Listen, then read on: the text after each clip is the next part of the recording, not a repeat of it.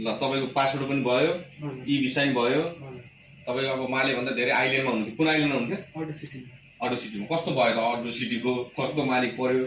दुःख दुःख कति पाउनुभयो? धेरै दुःख पाएँ नि, अब के गर्नु, ल्याउनु भयो बचाउनु भयो, त्यही तपाईँलाई शुभकामना छ। अब के हो होइन त्यहाँ चाहिँ हुन्थ्यो त्यो के चाहिँ के काममा जानुभएको थियो?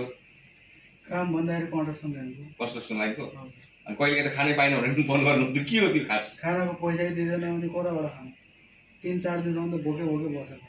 त्यस्तो नि दुःख पाउनु? त्यस्तो दुःख अब भोलि नेपाल जाँदै हुन्छ के भन्न चाहनुहुन्छ त? खुसी छु, ह्याप्पी छु। ल राम्रोसँग जानु होला। अब मालिस कहिले आउनु त?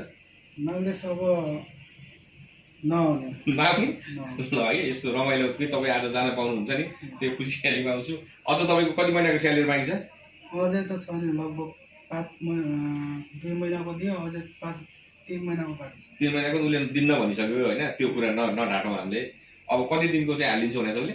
आधी महिनाको होइन, आज 3000 रुपियाँ हालिदिन्छ। 3000 रुपियाँ हालिदिन्छु भनेको छ। हामी वेटिङमै छौँ। भोलि उहाँ नेपाल जाँदै हुन्छ, राम्रोसँग जानु होला।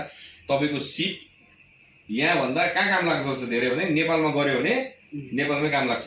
नेपालमा अब तपाईँको नयाँ जीवन, नयाँ व्यवसाय, यही आफूले जे जानेको छ कन्स्ट्रक्सन सम्बन्धी, त्यही नै त्यहाँ तपाईँले मिहिनेत गर्नुभयो भने त्यहीँ राम्रो हुन्छ भन्दै शुभयात्रा भन्न चाहन्छु नेपाली हेल्पलाइनको तर्फबाट। Okay, thank you. ल हस्।